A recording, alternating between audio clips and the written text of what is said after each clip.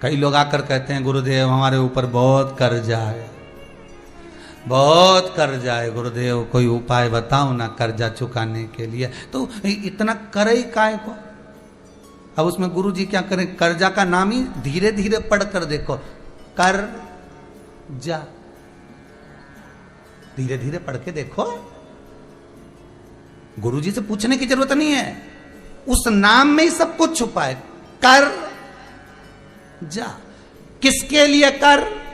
अपने परिवार के लिए। मकान बना लो, गाड़ी बना लो, फैक्ट्री लगा लो, ये कर लो, और कर करके जा, वही तो कर जा।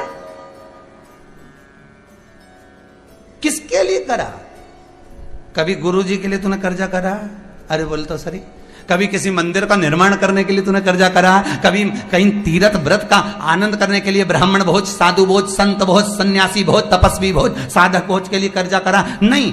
कर किसके लिए करा?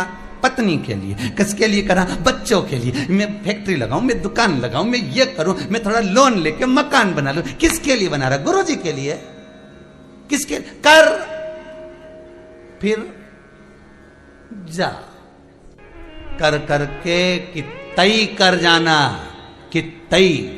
चाहे छोरों के लिए कर लो, चाहे छोरी के लिए कर लो, चाहे दामाद के लिए कर लो, चाहे पति के लिए, चाहे पत्नी के लिए, चाहे भाई के लिए, चाहे कुटुंब के लिए। कभी कर्जा, तुम दुनिया का सारा लोन तुम्हारे माथे ले लेके तुमने तो बना दिया, बाद में चुकाएगा कौन?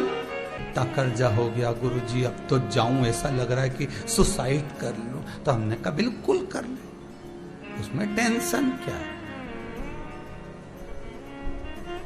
पर मरने से पहले एक बात अच्छे से सुन ले, जिनके लिए करा है, जिनके लिए करा है, एक बार उनसे तो बात कर ले कि अब मेरे को देखो 5 लाख का कर्जा हो गया, मैंने ये फैक्ट्री बनाई थी, मैंने दुकान बनाई थी, घर बनाया था, मैंने जमीन जायदाद बनाई थी। पहले इनसे बात कर कि तुम्हारे पास में कितनी कितनी रकम रखी, सब हाथ निकालो, अपने अपने हार निकालो, ने पाटली निकालो, ने जेवर निकालो, ने पायल निकालो, सब बेच दे, अब भी कर्जा चुक जाए। पर कोई देगा? अरे बोलो तो सही, नहीं देगा।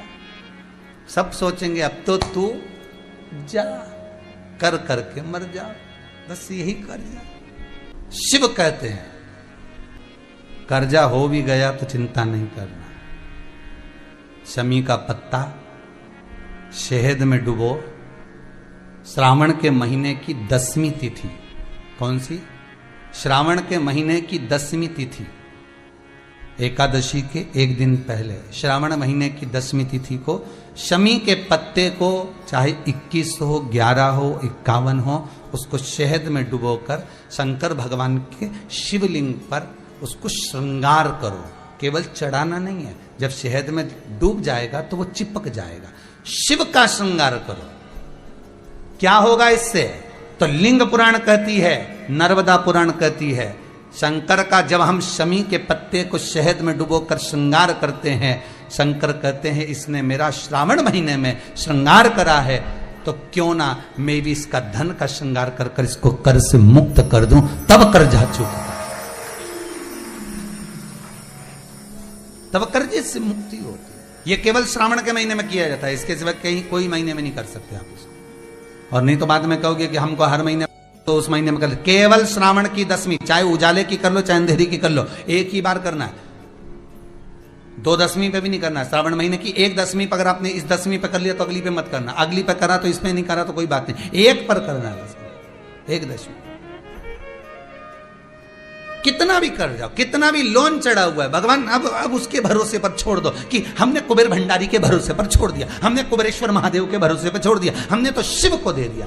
पर विश्वास रखकर